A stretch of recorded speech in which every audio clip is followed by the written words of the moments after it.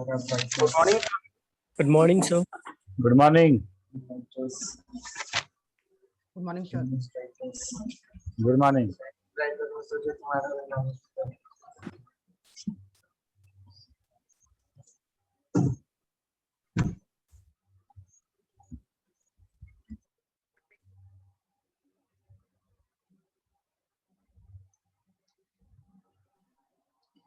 अच्छा, मार्किंग हम लोग अभी खत्म किए हैं। अगर मार्किंग गुड मॉर्निंग सर। हाँ, गुड मॉर्निंग। मार्किंग के दौरान जो सवाल जिससे पूछा गया था, अगर वो जवाब ना दे पाया हो या उसको सवाल फिर से जानना हो तो हम टाइम देंगे तुमको, पूछो, उसके बाद टॉपिक शुरू करेंगे। हाँ, बताओ मानसी। सर एक क्वेश्चन था। हाँ। How many type of file does a file management system have? ये नहीं समझ में आया था। ओके,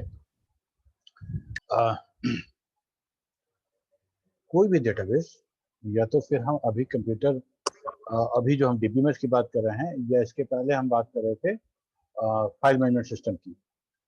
इसमें हम लोग 5 फाइल बनाते थे। एक तो होता है मास्टर फाइल, दूसरा है ट्रांजैक्शन फाइल, ठीक है, तीसरा है backup file, report file, output file. इतने तरह का फाइल हम बनाते हैं, ठीक है। तो वो तभी बनता था और अभी बनता है। और अभी के टाइम में कुछ हम लोग का थोड़ा सा अंतर हो गया है। जैसे हम लोग मास्टर फाइल तो बनाएंगे। मास्टर फाइल मतलब क्या? मास्टर फाइल मतलब ऐसा फाइल जिसमें जो डेटा हम सेव कर दिए वो डेटा रहे। इसके बारे में हम तुमको बता देंगे अभी। स्लाइड वो स्लाइड लगता है रह गया है तो हम सारा का बता देंगे, ठीक है। और कुछ एनीबॉडी? अगर एग्जैक्ट बताना हो टाइप्स ऑफ फाइल्स तो कितना बोलेंगे अभी करंट में? क्या बोले? जैसे अभी मानसी पूछी ना कि हाउ मेनी टाइप्स, तो अगर हाँ। एग्जैक्ट नंबर बताना हो तो कितना बताएंगे? 5 बताएंगे। हाँ, Okay. और हम लोग वो बात किए थे कि फाइल मैनेजमेंट सिस्टम में कितने तरह का फाइल बनता था, ठीक है। Yes sir. तो फाइल मैनेजमेंट सिस्टम में हम लोग 5 बनाते थे और ये 5 ऑलमोस्ट हम अभी भी बनाते हैं। लेकिन सवाल जब पूछा गया था तो वो फाइल मैनेजमेंट सिस्टम के बारे में बोला गया था, ठीक है ना। एक बार व्यू को रिकैप कर दीजिएगा सर। क्या कर देंगे? व्यू क्वेश्चन था। अच्छा, व्यू के बारे में। Yes sir. ठीक है, बता दे रहे हैं।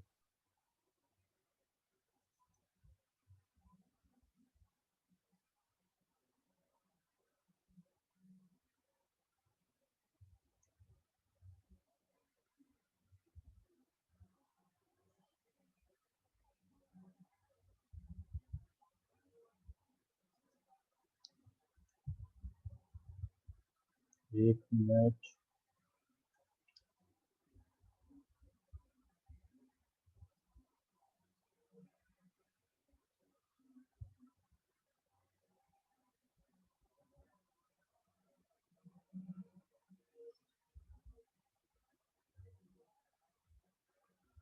वो जो था फाइल मैनेजमेंट वाला, पीडीएफ, एक minute, type of file.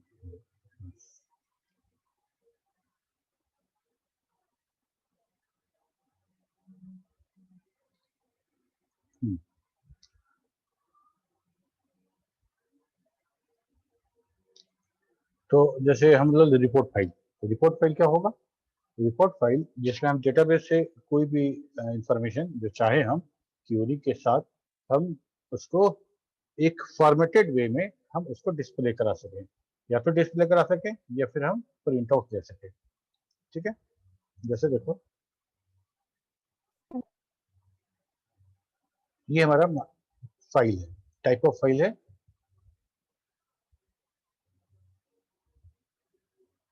Master file. Master file वैसा फाइल जिसमें जो डेटा स्टोर किया गया है, जो इंफॉर्मेशन स्टोर है, जो इंफॉर्मेशन को मिलने वाला है, वो फर्दर चेंज नहीं होगा। वो परमानेंट टाइप होगा, ये बहुत रेयरली उसमें मॉडिफिकेशन करा जाएगा। फॉर एग्जांपल तुम एडमिशन लिए, ठीक है, तुमको एडमिशन लिए करीब करीब 2 साल होने को आए, और 2 साल में एडमिशन के समय तुम्हारा एक डेटाबेस बनाया गया था जिसमें तुम्हारा registration number, roll number, name, father's name, address वगैरह वगैरह रखा गया था, ठीक है। अब वो हमारा मास्टर फाइल है। उस मास्टर फाइल के आधार पे हम बहुत सारा ट्रांजेक्शन फाइल क्रिएट करेंगे, जिसमें तुम्हारा फी स्ट्रक्चर हो सकता है, तुम्हारा मार्क्स का हो सकता है, ठीक है, अलग अलग फाइल ट्रांजेक्शन फाइल होगा। और हर ट्रांजेक्शन फाइल में मास्टर फाइल के प्राइमरी के का रेफरेंस रहेगा। ये बात समझ पा रहे हो कि नहीं बता रहे, बताओ।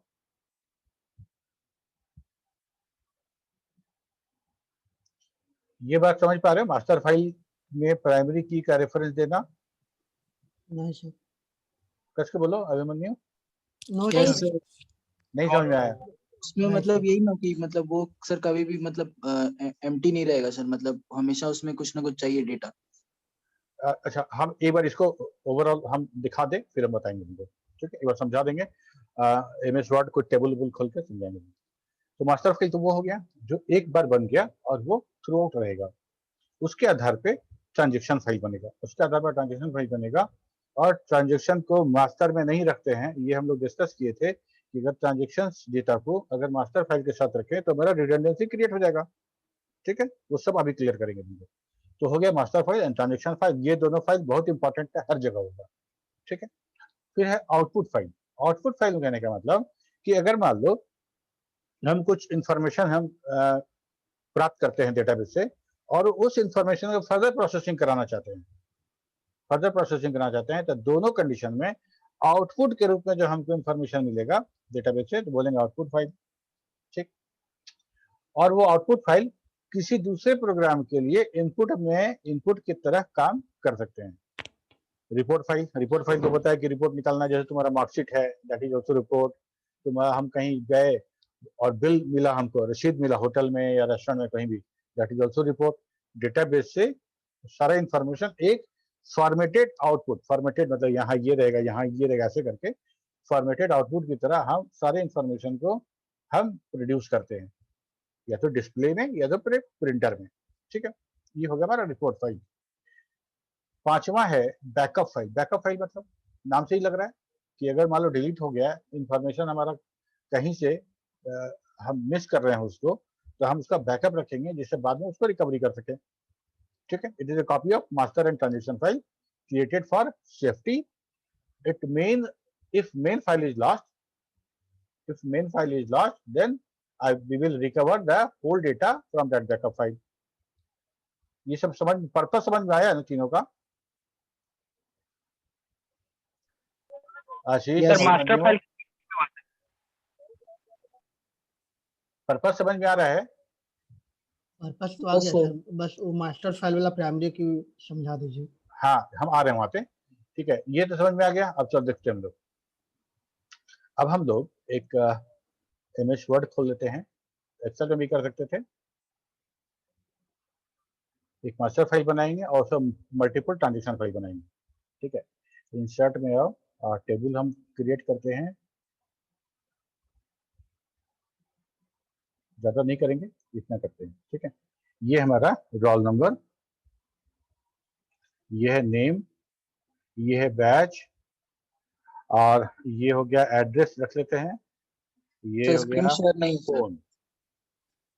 क्या बोले? स्क्रीन शेयर नहीं है। अच्छा अच्छा अच्छा, एक मिनट।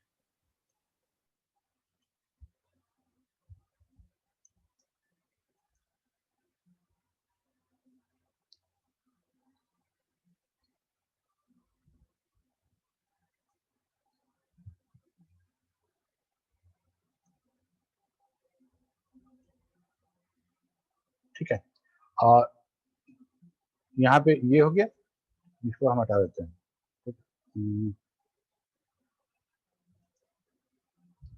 यहाँ पे मान लो हम लिखते हैं रोल नंबर 1, और यहाँ पे हम नेम लिखते हैं प्रिय रंजन, प्रिय रंजन। बैच हो गया BCA,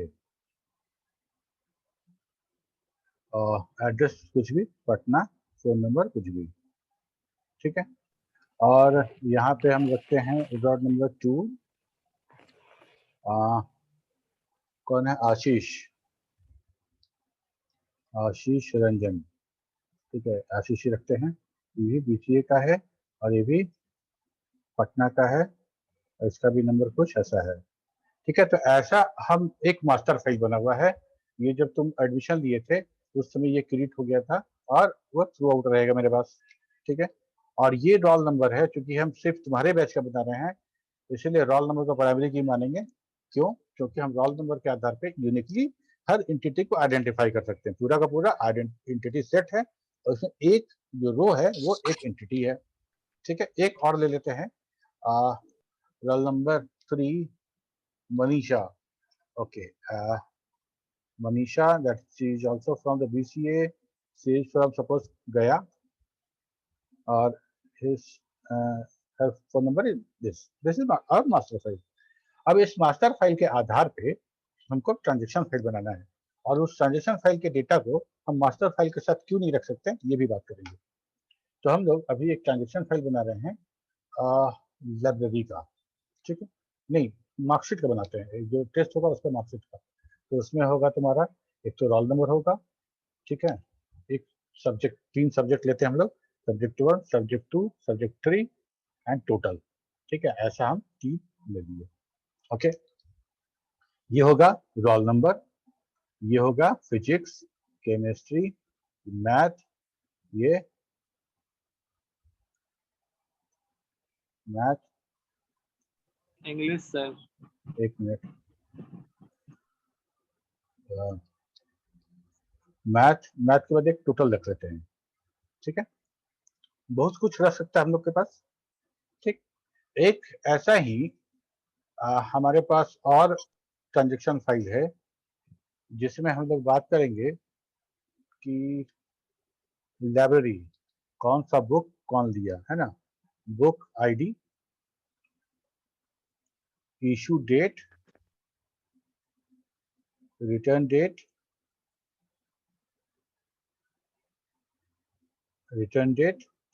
और इसको हटा देते हैं, तो ये 2 ट्रांजेक्शन फाइल है हमारा, जो इसी मास्टर फाइल के आधार पे हम बनाएंगे। इसके आधार पे बनाने का देखा मतलब कि हम यहाँ पे रोल नंबर 1 लिखेंगे और कोई डेटा उसका नहीं रखेंगे, रोल नंबर 1, और यहाँ पे लिखेंगे कि फिजिक्स में 60 आया, केमिस्ट्री में 67 और मैथ में 70, और टोटल हम इसको जोड़ के कंप्यूट करा लेंगे। यहाँ रखेंगे हम कि रोल नंबर 2 है, उसको 55 आया और 65 आया और यहाँ पे 80 आया, टोटल कंप्यूट करा लेंगे, ठीक है। रोल नंबर 3 यहाँ पे आया 68, 78, 76 और 78, टोटल कंप्यूट करा लेंगे, ओके। ये हमारा ट्रांजेक्शन फाइल है। जब जब एग्जाम होगा तब तक ये ग्रो करेगा, हमारा।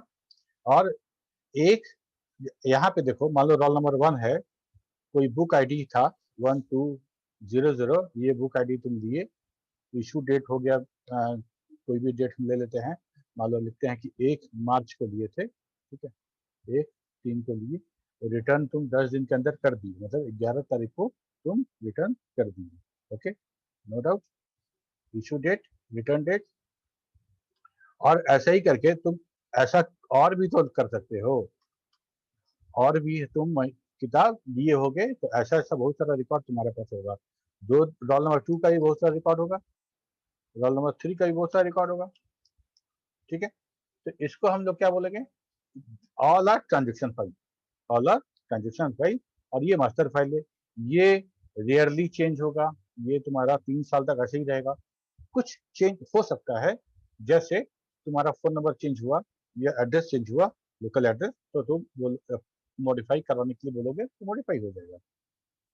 एक बात तो ये हो गया। दूसरा बात, ट्रांजेक्शन फाइल में change some value of the master file, ये भी कहते हैं। ट्रांजेक्शन फाइल में चेंज में edit some value of the master file. कैसे?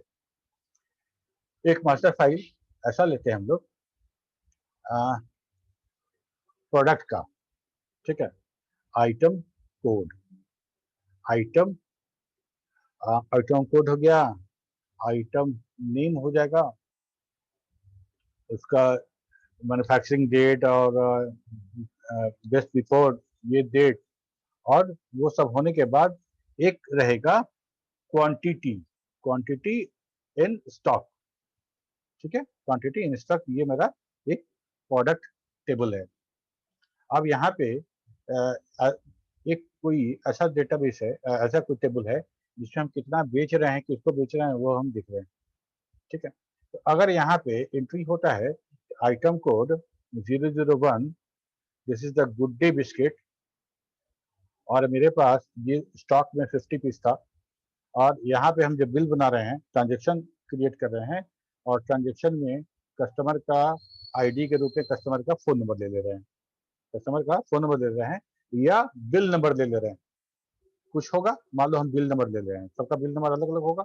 यहाँ पे कौन सा प्रोडक्ट लिए, तो 001 लिए, स्कैन किया, जो बारकोड रीडर से स्कैन किए तो हमको आ गया 1, और यहाँ से फिर हमको मेरे बिल में आ जाएगा गुड डे बिस्किट। हम यहाँ पे 4 बिस्किट लिए, 4 बिस्किट हमने लिया, ये ट्रांजेक्शन फाइल है। जैसे ही बिल कटेगा ये 50 में से कितना हो जाएगा, 46 हो जाएगा,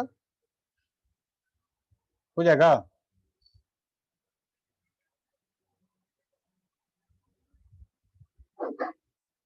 नहीं समझ में आ रहा है, नहीं समझ में आ रहा है तो एकदम बोलो, नहीं समझ में आ रहा है, चुप मत रहो।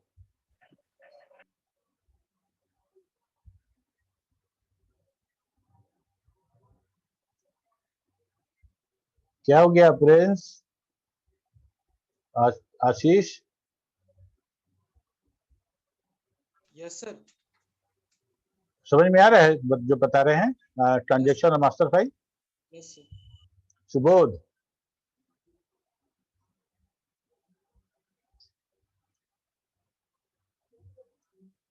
Priyaranjan, yes sir. ये समझ में आ रहा है जो बता रहे हैं? नहीं समझ में आ रहा तो और दूसरे तरीके से ही बताएंगे, लेकिन ये कम्युनिकेट तो करो कि सर हाँ समझ में आ रहा सर है। मास्टर फाइल क्लियर नहीं हो रहा है, ट्रांजैक्शन तो क्लियर हो गया सर। मास्टर फाइल मतलब एक मास्टर फाइल जो कहीं भी जाएंगे ना, तो जो एक कंप्लीट डेटाबेस रहेगा वही मास्टर फाइल है।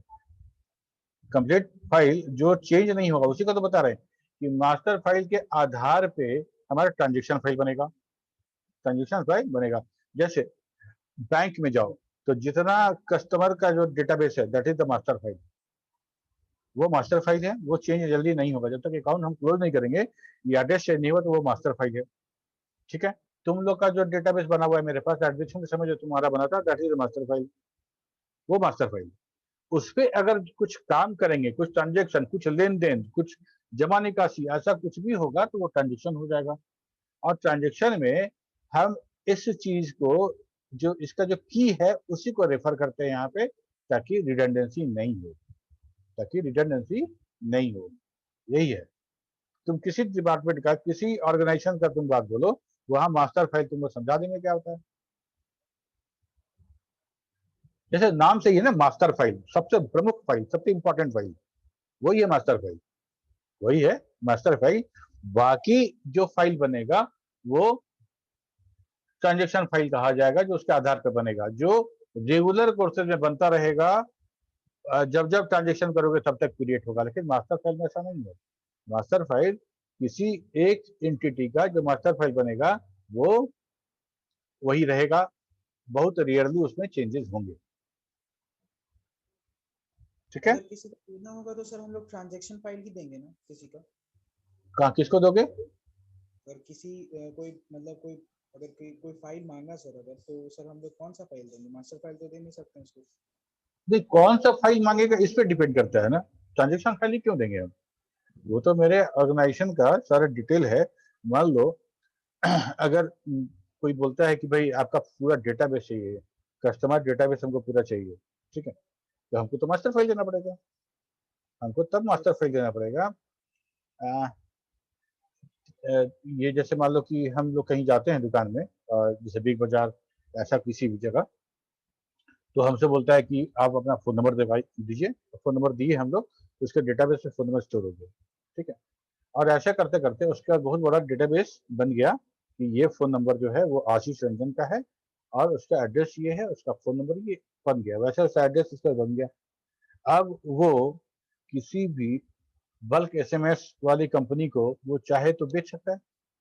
उस कंडीशन में उसको कौन-सा डेटाबेस कौन-सा फ़ाइल सेल करना पड़ेगा, मास्टर फ़ाइल या ट्रांज़ैक्शन फ़ाइल?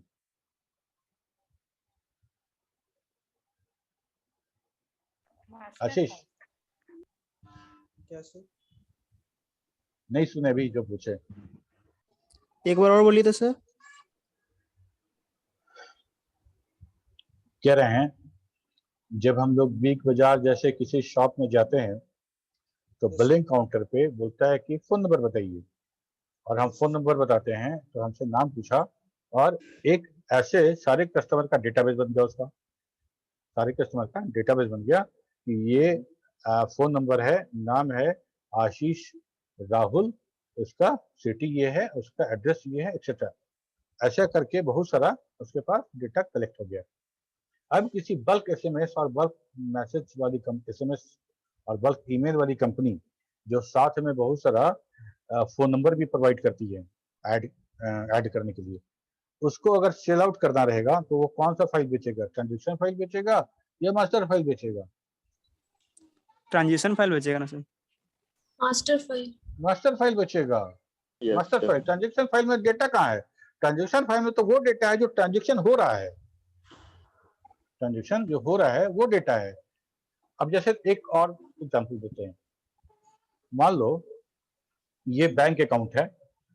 बैंक अकाउंट में तुम गए बैंक अकाउंट खुलवाने के लिए, तुम्हारा जो अकाउंट खुला, अकाउंट नंबर, नेम, उसके बाद एड्रेस, एड्रेस के बाद तुम्हारा फ़ोन नंबर और पैन नंबर और आधार नंबर बहुत सारा, ठीक है।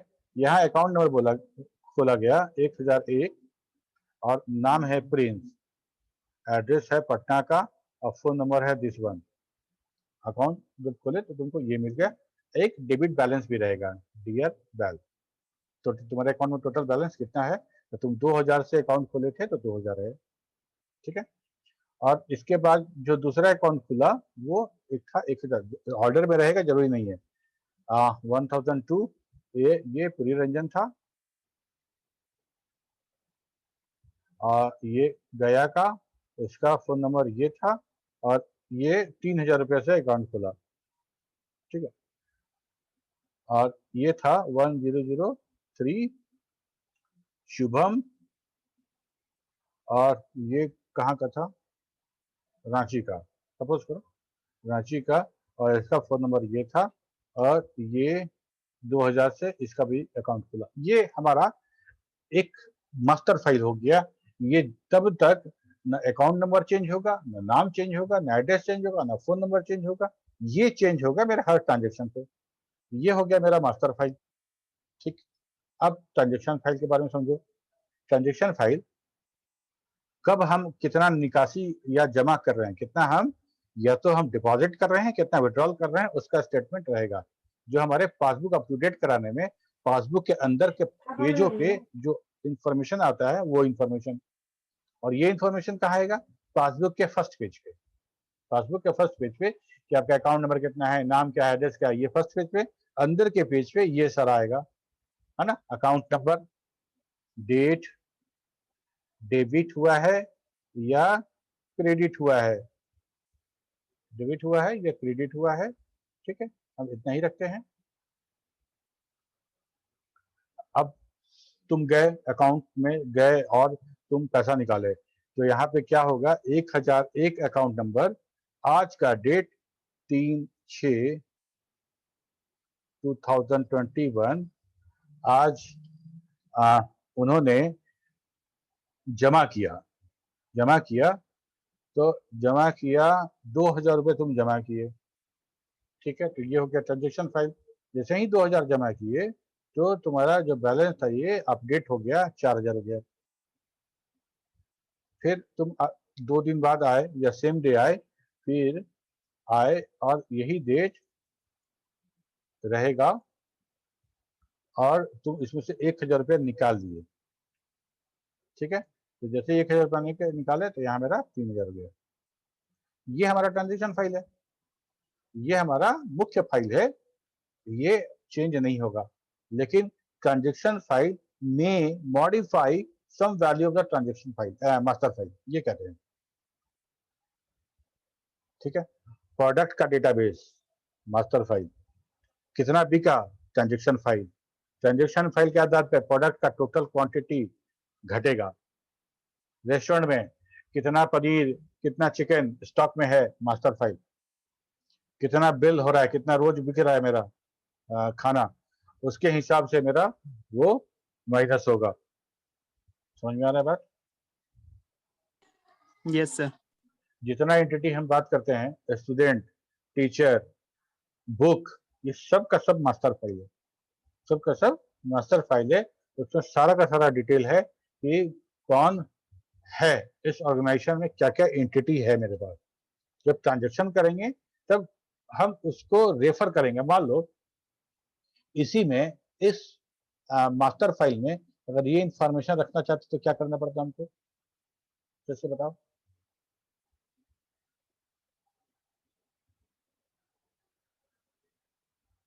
अगर मास्टर फाइल ट्रांजेक्शन फाइल अलग अलग नहीं करते तब क्या करते, यहीं पे इसमें ये डेट और डेबिट क्रेडिट हमको 3 कॉलम बनाना पड़ता ना।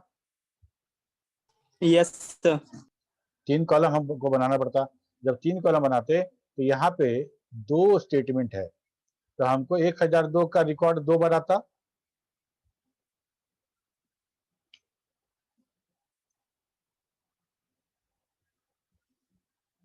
ये हमको 2 बार आता, ये रिकॉर्ड और ये रिकॉर्ड। एक बार हम दिखाते कि 2000 रुपया तुम जमा किए हो, और एक बार दिखाते कि 1000 रुपया तुम निकाले हो, दिखाते ना, यस और नो। Yes sir. 10 ट्रांजेक्शन करते तो ये रिकॉर्ड 10 बार रिपीट होता। तो 1001 तो चलो ठीक है, लेकिन नाम, address, phone number, PAN number, Aadhaar number, सब का सब इतना बार रिपीट होता मेरा, तो हम बोलते हैं डेटा रिडंडेंसी। उसी को बोलते हैं डेटा रिडंडेंसी। बार बार बार बार उसी लेते आना पड़ेगा, तो हम उसको हटा दिए। हटा के क्या किए कि बस हम सारा का सारा इंफॉर्मेशन यहाँ रखे और इसको यहाँ पे रख दिए। ठीक, एक और उदाहरण, लास्ट उदाहरण, AKU यूनिवर्सिटी में सारे तुम लोग का जो फॉर्म भरा जाएगा और साथ में और जितने कॉलेज का फॉर्म भरा जाएगा, तो सबका फॉर्म वहां सबमिट होगा, तो उनका भी एक डेटाबेस होगा ना, डेटाबेस। Yes sir. सबका डेटाबेस होगा। तो अब सबका डेटाबेस अगर होगा तो हम कैसे पता चलेगा कि तुम सिमेज के हो, तो किसी न किसी कॉलम में कॉलेज नेम लिखा होगा। Yes sir. College name, sorry यार, हाँ, कॉलेज नेम। तो इस तरह से हमको पता चलेगा कि ये सारे सिमेज प्रोफेशनल कॉलेज के हैं। कॉलेज। ठीक है, तो सिमेज बार बार सिमेज प्रोफेशनल, सिमेज प्रोफेशनल, सिमेज प्रोफेशनल, ये कितना बार आएगा, जितना नंबर ऑफ स्टूडेंट है उतना बार आएगा। वैसे ही अनुग्रह नारायण कॉलेज होगा या फर्दर कोई और भी कॉलेज होगा, तो उनके डेटाबेस में ये काम होगा। तो ये रिडंडेंसी को हटाने के लिए वो क्या करते हैं कि एक मास्टर फाइल बनाते हैं, जिसमें कॉलेज का नंबर देते हैं, कॉलेज का नंबर या कॉलेज आईडी, और यहाँ दे देते हैं कॉलेज का नेम, ठीक है।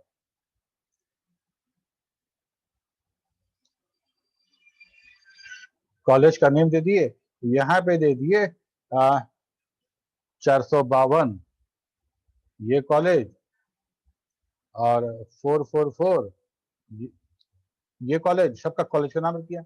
अब क्या होगा, अब ये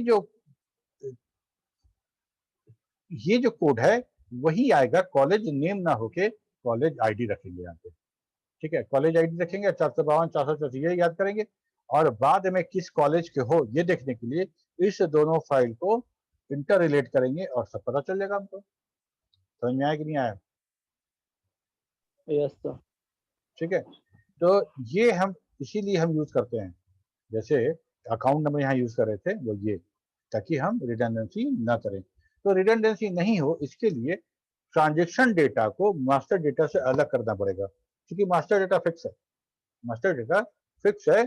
और मास्टर डेटा ठीक उसी तरह से कि तुम घर बना रहे हो, घर बनाए तो हम स्ट्रक्चर खड़ा कर दिए, रोज का रोज घर चेंज नहीं होगा मेरा, रोज का ये रूम कभी बड़ा कर देंगे कभी छोटा कर देंगे, ऐसा नहीं होगा। घर घर है, ठीक है। और घर के लॉन में जो तुम फूल पत्ती लगाए हो वो ट्रांजेक्शन है, वो हमेशा चेंज होता रहेगा, ऐसा सिनेरियो है। तो यही है हमारा मास्टर फाइल और ट्रांजेक्शन फाइल, और इसी पे पूरा डेटाबेस हमारा डिपेंड करेगा। कैसे दोनों को रिलेट करेंगे, कैसे हम जो रिडंडेंसी है उसको कैसे कैसे मिनिमाइज किया जाए, और एक रो का एक कॉलम का दूसरे कॉलम पे डिपेंडेंसी कैसे फाइंड आउट किया जाए, यही सब है हमारा डेटाबेस, ठीक है। तो मास्टर फाइल किसी ऑर्गेनाइजेशन का सारा डेटा, सारा स्टॉक ऑफ द इंफॉर्मेशन, वही हमारा मास्टर फाइल। ट्रांजेक्शन फाइल आज कुछ है कल कुछ होगा, कुछ लेन देन करोगे बिजनेस करोगे तो वो बढ़ेगा, नहीं बिजनेस होगा, मान लो कोरोना काल में कोई दुकान बंद है पिछले 1 महीना से, उसका क्या ट्रांजेक्शन फाइल, कोई ट्रांजेक्शन तो नहीं कर रहा है, वो कोई ट्रांजेक्शन नहीं हो रहा है, कोई ट्रांजेक्शन फाइल नहीं बन रहा है, लेकिन मास्टर फाइल तो है उसके पास, यस सर। ठीक है। तो ये है मास्टर फाइल और ये transaction file.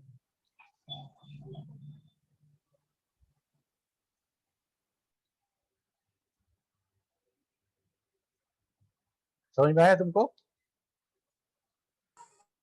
Yes sir, clear sir. अच्छा, कौन पूछा था सबसे पहले? Mansi. Yes, sir. Yes, Mansi, समझ में आया तुमको? yes, sir. गुड। तो हम कहीं भी जाएंगे तो एक मास्टर फाइल होगा और उसी के आधार पे सारा का सारा ट्रांजेक्शन क्रिएट होता है। और जैसे मान लो हम IRCTC में लॉगिन बनाते हैं, ठीक है, तो लॉगिन बनाए तो हमको, मेरा लॉगिन बन गया, लॉगिन में मेरा यूजर आईडी कुछ ना कुछ रखा गया होगा, यूजर आईडी रखा गया होगा, और जितना IRCTC के अंदर ट्रांजेक्शन होगा मेरा, वो सारा का सारा उस यूजर आईडी को की मान के सारा का सारा स्टोर किया गया होगा। क्यों कि मान लो अगर हमसे यूजर आईडी मांगा, नाम मांगा था, डेट ऑफ बर्थ मांगा था और फोन नंबर मांगा था, इतना सारा डेटा था, तो हर टिकट कटाने में और हर कैंसिलेशन में कितना ट्रांजेक्शन हम किए और सारा का सारा डेटा रखेगा तो बहुत ज्यादा हो जाएगा। एक जगह सेव कर लिया कि भाई ये यूजर आईडी और ये पासवर्ड और ये फोन नंबर और ये सारा का सारा डेटा जो है वो कुछ का रखा है, store, that is the master file. अब हम आ गए टिकट कटाने के लिए, बाद में हम देखते हैं कि हम क्या क्या टिकट कटाए हैं, तो हमको क्या दिखाएगा कि वो यूजर नेम से खोज लेगा कि कितना ट्रांजेक्शन हुआ है, वो सब दिखा देगा, ठीक। फ्लिपकार्ट पे गए, अकाउंट बनाए, वहां पे user name mobile, user name में पहले दिक्कत होता था क्या कि आप अगर यूजर नेम दे रहे हैं और यूजर नेम कोई और लिए हुए है तो बोलेगा कि this is already taken, try something else, ऐसा होता था ना? Yes sir. क्यों होता था कि हम यूजर नेम को यूनिक रखना चाह रहे हैं ताकि उसके आधार पे हम एंटिटी को फिल्टर कर सकें। तो बड़ा अच्छा आइडिया आया कि भाई इंडिया के अंदर एक मोबाइल नंबर वो तो यूनिक होगा, वो तो यूनिक होगा, वो किसी और का नहीं होगा। तो नाम में तो बहुत हम पुष्कर रखेंगे तो किसी ने किसी और का पुष्कर होगा तो वो रखेगा, पुष्कर इंडस्ट्री 01 रखेंगे तो रखता वो भी कोई ना कोई लिया रहेगा, तो ये प्रॉब्लम था। तो अब फ्लिपकार्ट पे जाओ, अमेजन पे जाओ, कहीं भी जाओ, पहले फोन नंबर मांगेगा, उसका नाम मांगेगा और आपका पासवर्ड मांगेगा, रजिस्टर हो गया, एक मास्टर फाइल क्रिएट हो गया कि this number is for the Pushkar Raj और ये उनका बाकी डिटेल है, हो गया। अब हम कुछ खरीदारी करते हैं और खरीदारी करने के बाद में हम जाते हैं, देखते हैं कि माई ऑर्डर में देखते हैं तो माई ऑर्डर में सारा का सारा साल भर पहले का भी दिखाता है कि क्या क्या आप ऑर्डर किए हैं, क्या रिटर्न किए हैं, किसमें कितना स्टार दिए हैं, सब कुछ दिखाता है। तो ये सारा का सारा ट्रांजेक्शन है मेरा, सारा का सारा ट्रांजेक्शन है। और सारा ट्रांजेक्शन कैसे लिंक हो रहा है कि मेरा फोन नंबर जो आईडी था, यूनिकली आइडेंटिफाई करने वाला जो प्राइमरी की था, उस की के साथ सबको अटैच किया गया है। जैसे ही हम लॉगिन करते हैं और अपना नंबर से लॉगिन करते हैं, वो पूरे ट्रांजेक्शन फाइल में से, लाखों करोड़ ट्रांजेक्शन फाइल में से, वो सिर्फ मेरा फोन नंबर का सर्च कर लेता है और हमको दिखा देता है कि देखिए ये आप खरीद चुके हैं, ठीक है। तो इसी तरह से सारा का सारा होता है मास्टर फाइल, ट्रांजेक्शन फाइल। तो उम्मीद करते हैं कि क्लियर कर पाए होंगे तुम लोग को। Yes sir, it is clear. आज हम लोग देखेंगे कि डेटाबेस का हिस्ट्री कैसे कैसे हुआ, कैसे कैसे डेटाबेस बना और यूज होना शुरू हुआ, और उसके बाद कंपोनेंट ऑफ द डेटाबेस। ये दो आज आज का हम लोग का टॉपिक है।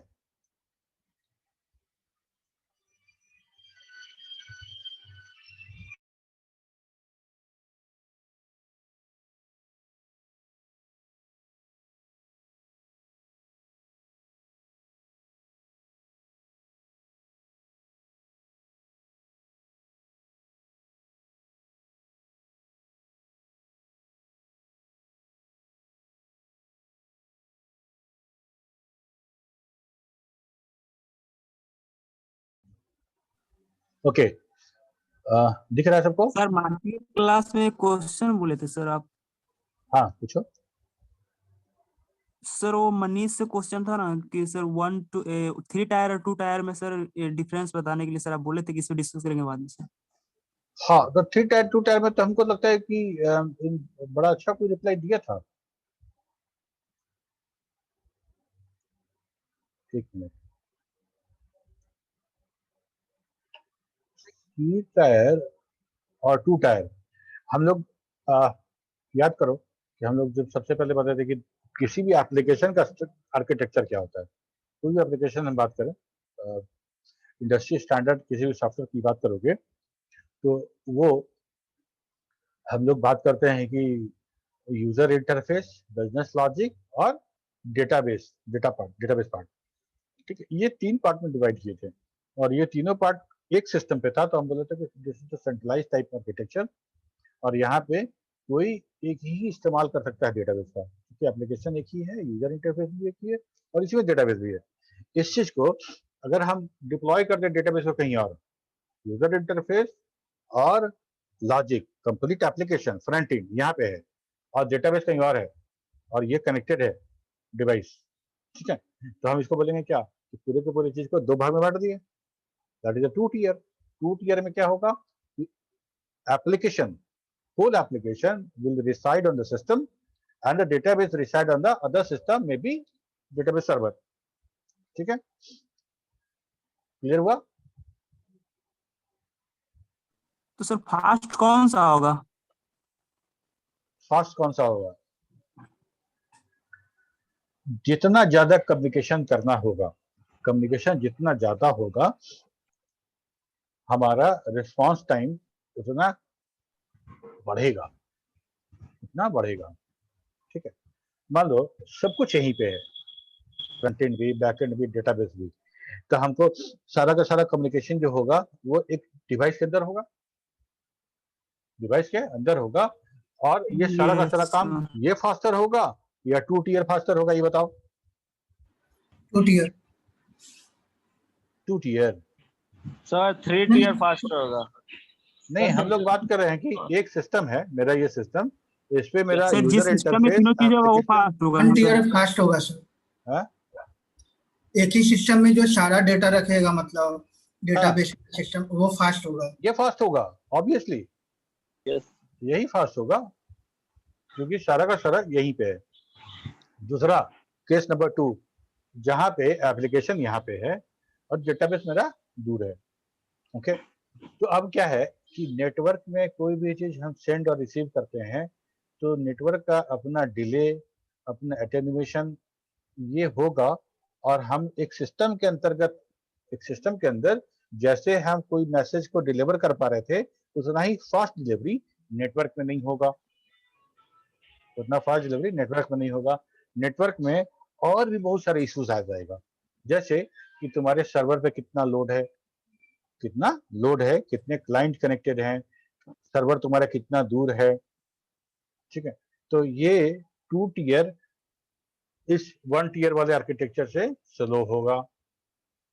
ठीक है, तीसरा वाला लो, यहाँ पे तीसरा वाला जो कंडीशन है उसमें हम लोग वेब सर्वर कंसीडर करते हैं, और वेब सर्वर चूंकि बहुत फास्ट कंप्यूटर होता है और मेन फ्रेम है या बहुत जगह पे तो सुपर कंप्यूटर भी यूज होने लगा है, तो वो बहुत फास्ट होता है, इसीलिए वो जो टाइमिंग है वो हमको कम मालूम होता है। लेकिन सोचो यहाँ पे फेसबुक का यूजर इंटरफेस खुल गया और फेसबुक में तो कोई खास हम लोग काम करते नहीं है, मतलब कोई ऐसा एप्लीकेशन है जो बहुत रिच है, उसका बिजनेस लॉजिक बहुत रिच है। तो यहाँ से यूजर इंटरफेस में डेटा डालने के बाद तुम जैसे ही सेंड करोगे या ओके करोगे, ये सारा डेटा डिस्पैच होगा तुम्हारे एप्लीकेशन सर्वर पे, सारा डेटा डिस्पैच होगा तुम्हारे एप्लीकेशन सर्वर पे, वहां जाके वो एग्जीक्यूट होगा, वो एग्जीक्यूट होगा।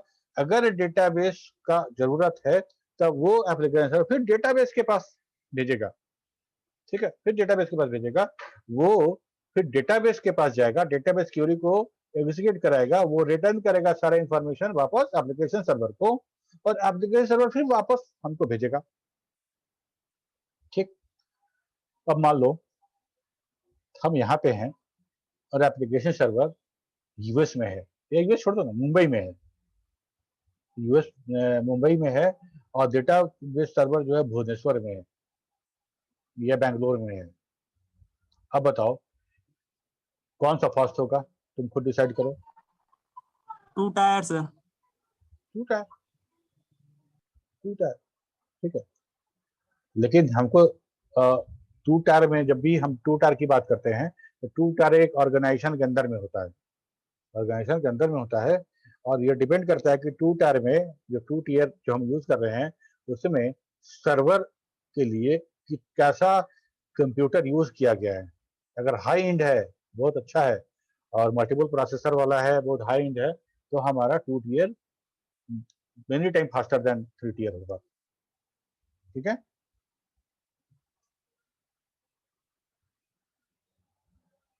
ठीक है, यस और नो कुछ तो बोलो। Yes sir. और सर मेंटेनेंस में कौन सा मतलब सब ये इजी होगा सर? 2 मेंटेनेंस में टायर 3 टायर? अगर हम इंड यूजर की बात करें, अब इंड यूजर की बात करें तो हमको तो कोई मेंटेनेंस नहीं करना है।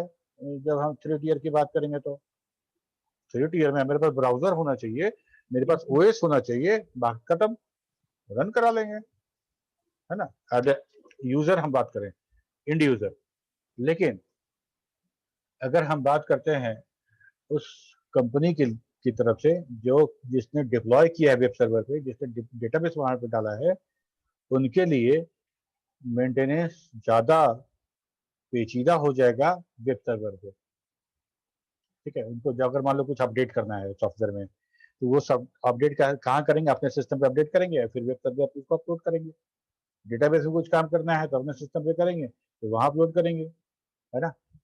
उनको वहाँ से जो जहाँ पे तुम्हारा डिप्लॉय किया गया है वहाँ से उनको लॉगिन मिलता है, लॉगिन करके फिर वो वहाँ पे जितना भी अपलोड करना है, वो चेंज करना है, वो काम करते हैं वहाँ पे। ठीक है, तो मेंटेनेंस, हाँ, और रिस्क की बात जहाँ तक है, रिस्क, मान लो हम सिस्टम अपने ऑफिस से बनाए हुए हैं और अपने ऑफिस में हम एप्लीकेशन सर्वर रखे हुए हैं और डेटाबेस सर्वर भी रखे हुए हैं। तो डेटाबेस के साथ प्रॉब्लम यह है कि एक बार कमिट होने के बाद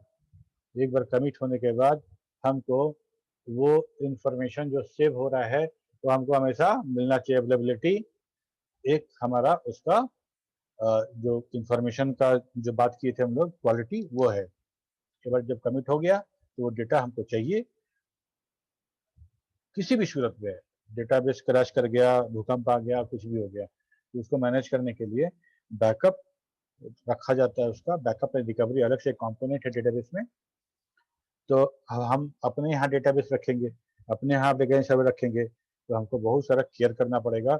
उसके लिए हमको डेडिकेटेड मैन पावर की आवश्यकता हो सकती है।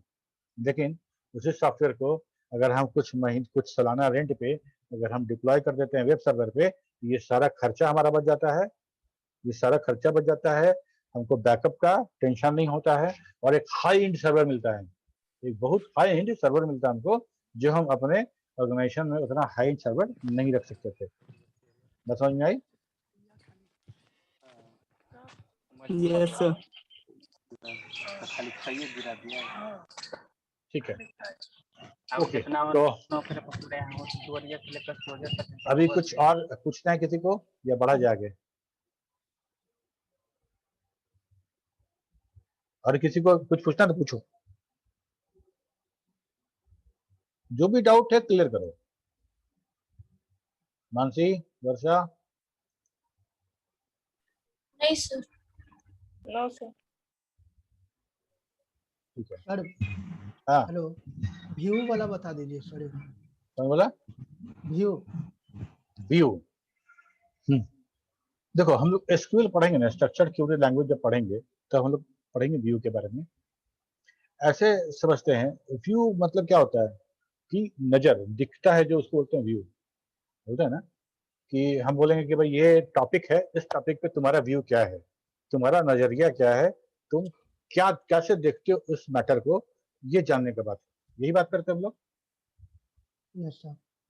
तो हमारे पास डेटाबेस में तो एक फिजिकल डेटाबेस होगा जहाँ पे हम सारा डेटा स्टोर करेंगे और वहां से हम सारे डेटा को हम जब चाहे तब इंफॉर्मेशन के रूप में प्राप्त करेंगे।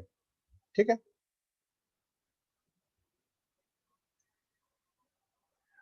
ओके। कभी कभी क्या होता है कि हमको किसी डेटाबेस में कुछ काम कर रहे हो और कुछ कमांड में गलती हो जाए, जैसे मान लो हम मॉडिफाई कर रहे हैं, मॉडिफाई करने में कुछ कमांड से गलती हो गया, या फिर हम यूजर को कुछ देने वाले हैं और डायरेक्टली हम डेटाबेस हम दे दें, तो हो सकता है कि डेटाबेस का सारा डेटा इसी कमांड की वजह से मेरा खराब हो जाए। पहला शर्त। ठीक। दूसरा शर्त कि हम दो या दो से ज्यादा, मतलब एक से ज्यादा टेबल, दो या दो से ज्यादा टेबल का समराइज डेटा देखने वाले हैं। समराइज डेटा देखने का मतलब जैसे ट्रांजेक्शन फाइल में सिर्फ हमारा अकाउंट नंबर है, उस अकाउंट नंबर से कितना जमा कितना निकासी देख रहे हैं, लेकिन कौन शख्स है, इसका एड्रेस क्या है, इसका फोन नंबर क्या है, ये तो नहीं है, ये तो मेरा वहां पे मास्टर फाइल में। तो दोनों फाइल को इंटर रिलेट करेंगे यूनिक की के आधार पे, दोनों बराबर बराबर है, तो दोनों के आधार पे फिल्टर कर लेंगे तो पता चलेगा कि account number this one, name ये है, इन्होंने ये ट्रांजेक्शन किया है। गुड। तो अब मेरे साथ एक ये था, एक सहूलियत दिया गया, एक फैसिलिटी दी गई कि आप पूरा का पूरा डेटाबेस ना करके आप एक डेटाबेस का एक व्यू क्रिएट कर सकते हैं। That is view, that is क्या उसको बोलेंगे, आभासी टेबल। ठीक है। हमको एक तरह से टेबल नहीं है वो, that is not a table, but it will behave like a table. तो उस टेबल से सारा का सारा क्वेरी कर सकते हैं हम लोग, वो सारा का सारा इंफॉर्मेशन हमको मिल सकता है, उसका हम कंपोनेंट देख सकते हैं, सॉरी डिस्क्रिप्शन देख सकते हैं, सब कुछ कर सकते हैं। ठीक है। लेकिन उस व्यू का सारा डेटा किसी न किसी टेबल के आधार पर रहेगा। ठीक। हम लोग जब स्ट्रक्चर क्वेरी लैंग्वेज पढ़ेंगे, इस पर विशेष क्लास होगा, तब तुमको करके भी दिखाएंगे तो ज्यादा समझ में आएगा। ठीक है फ्रेंड्स? Yes sir. टाइप्स में क्या क्या होगा सर? हम्म। इसका टाइप्स में अगर कोई पूछे तो क्या बोलेंगे? आवाज नहीं आ रहा तुम्हारा, कुछ माइक टाइप्स सर, टाइप्स। हाँ? Types of view. क्या व्यू? टाइप्स का सर, व्यू का टाइप अगर कोई पूछेगा तो क्या बोलेंगे? हम लोग पढ़ेंगे ना, एसक्यूएल हम सब पढ़ेंगे। ठीक है। अभी व्यू के बारे में तुम पूछे तो इतना बताएं कि व्यू इज अ आभासी टेबल, मतलब that looks like a table but is not table, it is not a physical table. ठीक है। सर एक data persistence. Data persistence, persistence का मतलब होता है उपलब्ध होना।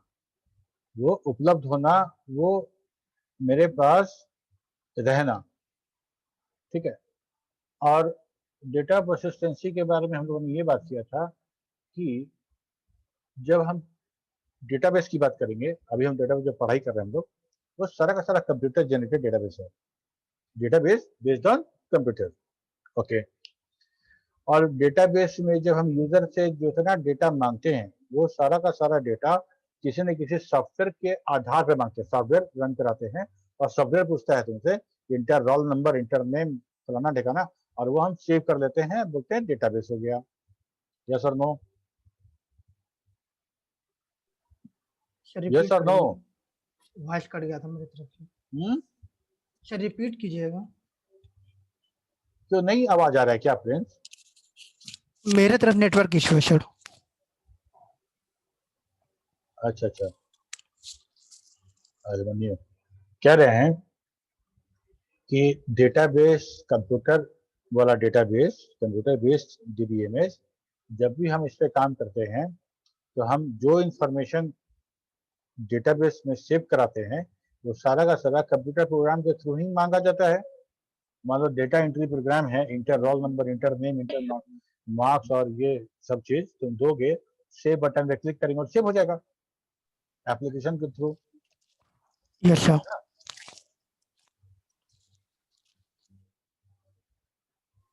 यस सर, सेव हो जाएगा। सेव हो जाएगा। तो सेव होने के पहले जितना हम इंफॉर्मेशन दे रहे थे वो सारा इंफॉर्मेशन सेव होने के पहले कंप्यूटर में कहाँ पे था?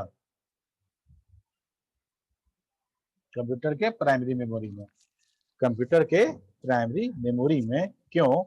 क्योंकि जब कोई सॉफ्टवेयर बनाते हैं तो सॉफ्टवेयर में हम लोग कुछ वेरिएबल डिक्लेयर करते हैं, ठीक है, प्रोग्राम में वेरिएबल डिक्लेयर करते हैं और यूजर जब कीबोर्ड से कोई डेटा इंटर करता है उसी वेरिएबल में स्टोर करते हैं और बाद में उस वेरिएबल के डेटा को फाइल में शिफ्ट कर देते हैं या डेटाबेस में शिफ्ट कर देते हैं। ऐसा होता है कि नहीं होता है बताओ? Yes sir. गुड। अब तुमसे हम मांगे, एक प्रोग्राम रन कर रहा है, इमेजिन करो तुम्हारे सामने एक प्रोग्राम रन कर रहा है, एक आया इंटर रोल नंबर, तुम रोल नंबर दिए, इंटर नेम, नेम दिए और सब डेटा तुम भर दिए। ये सारा का सारा डेटा जब तुम कीबोर्ड से इंटर किए थे तो सारा का सारा डेटा मेमोरी में स्टोर था। सेव बटन तुम क्लिक करने ही वाले थे कि तब तक तुम्हारा कंप्यूटर शटडाउन हो गया। तुम्हारा कंप्यूटर शटडाउन हो गया और शटडाउन होने के कारण हमारा जो वोलेटाइल मेमोरी, प्राइमरी मेमोरी है, that is the volatile kind of memory, वो सारा का सारा फ्लश आउट हो गया। जितना तुम डेटा फिल किए थे सब वैनिश हो गया, ठीक है। तो नेक्स्ट टाइम जब कंप्यूटर ऑन होगा और तुम अब खोलोगे एप्लीकेशन, तुमको वो डेटा नहीं मिलेगा जो डेटा तुम इंटर किए थे। यस और नो? ऐसा होता है ना? Yes sir. गुड। तो हम क्या कहते हैं कि प्राइमरी मेमोरी में अगर डेटा है तो that data will not persistent, वो परसिस्टेंट नहीं रहेगा, वो हमेशा उपलब्ध नहीं रहेगा, वो हमेशा मौजूद नहीं रहेगा। वो जैसे ही या तो कंप्यूटर बंद हो जाए या प्रोग्राम क्लोज कर दो, प्रोग्राम क्लोज कर दो, वो खत्म हो जाता है, ठीक है।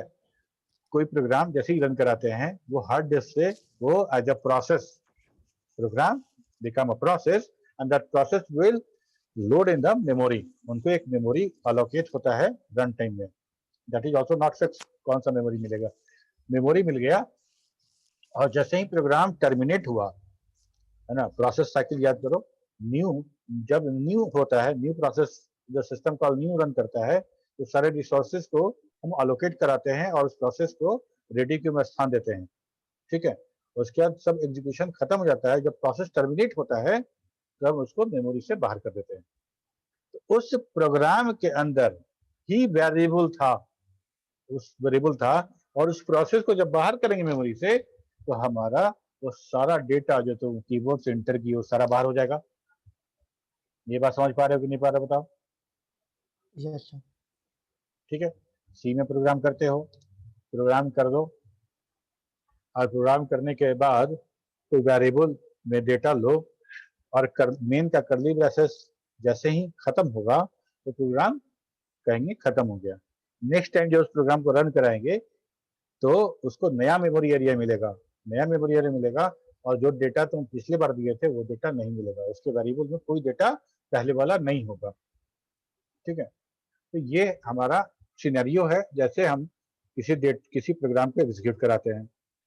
अब तब ये बात हुआ कि हम इतना डेटा 2 और 2 4 और 5 और 2 10 इस तरह का डेटा तो ठीक है, लेकिन किसी ऑर्गेनाइजेशन का पूरा का पूरा प्रोसेसिंग हम कर रहे हो डेटा पे, सारा का सारा हम इंफॉर्मेशन 60 स्टूडेंट का इनपुट कराएं और 4 सब्जेक्ट का नंबर इनपुट कराएं रिजल्ट बनाने के लिए, और जैसे ही प्रोग्राम क्लोज करे सब खत्म, सब खत्म।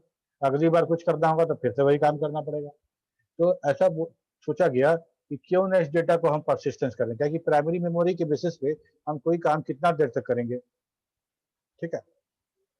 तभी फाइल के बारे में आदमी सोचा और फाइल सोचने के बाद तब हम लोगों ने परमानेंट स्टोरेज का इजाद किया।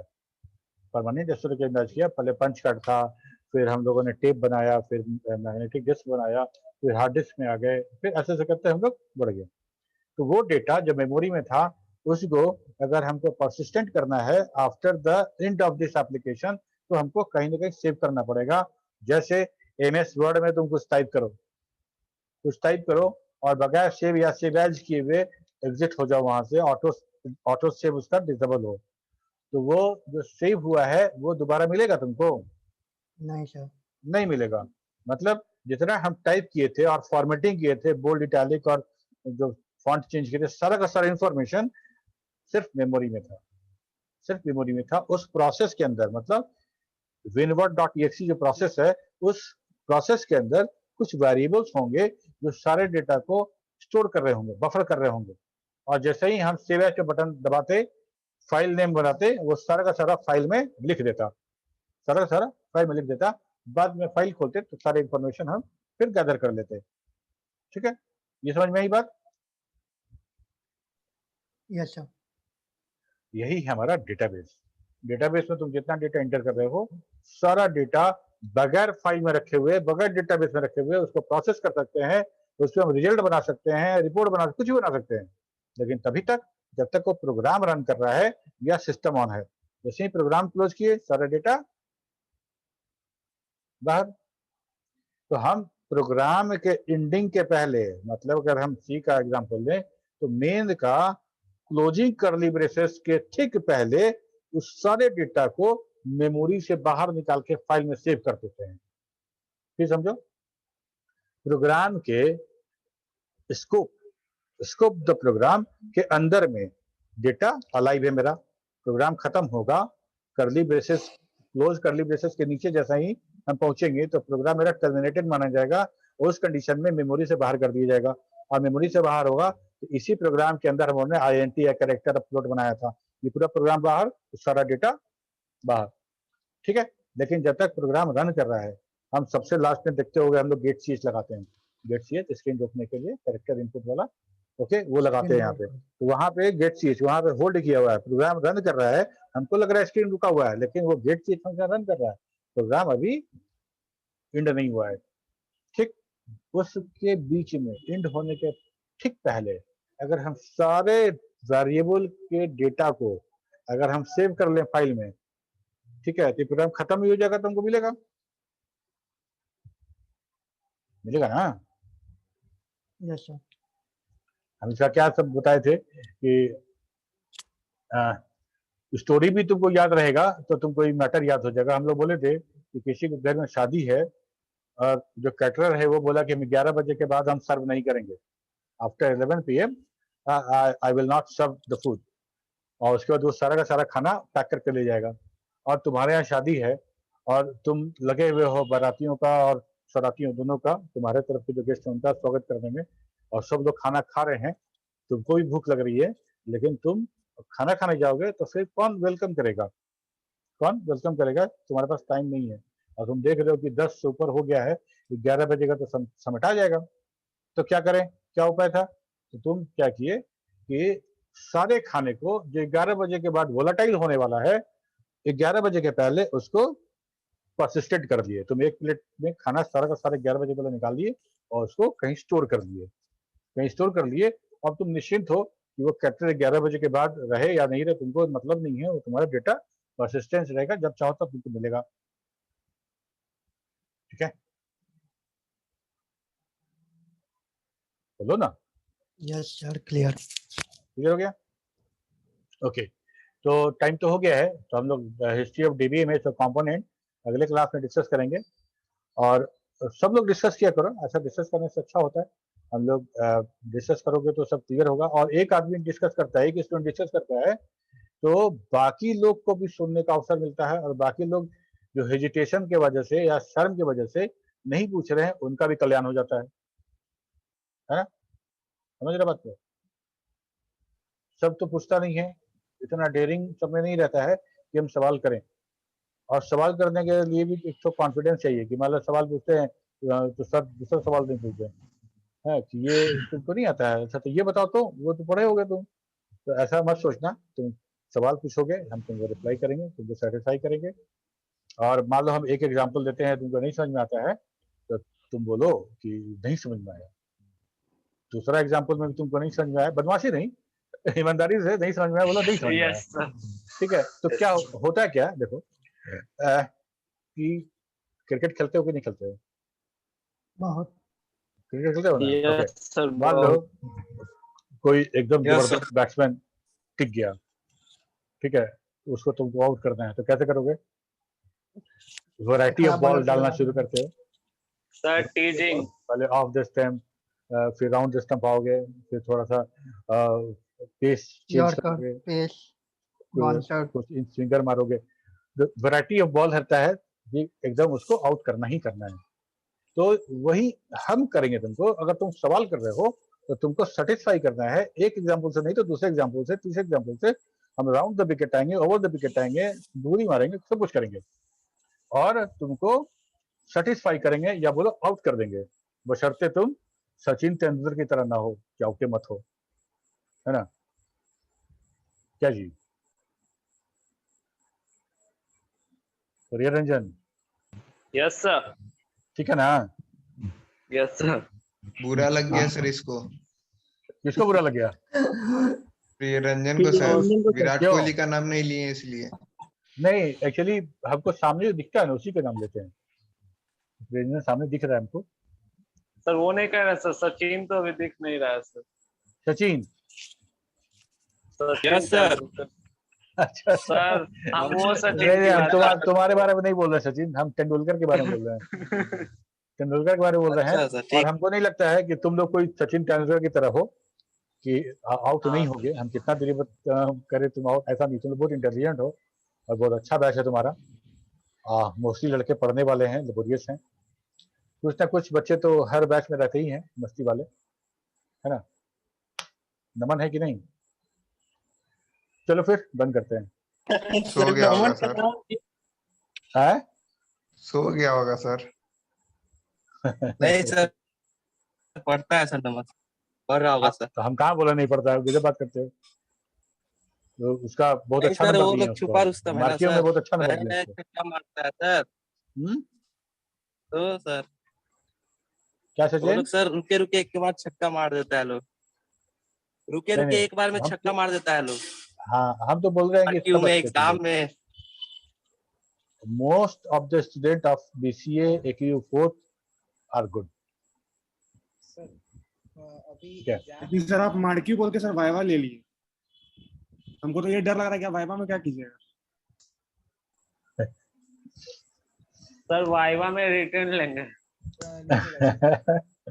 चलो ठीक, बंद करते हैं अब। बाय बाय, कल मिलते हैं, परसों मिलते हैं। Okay sir.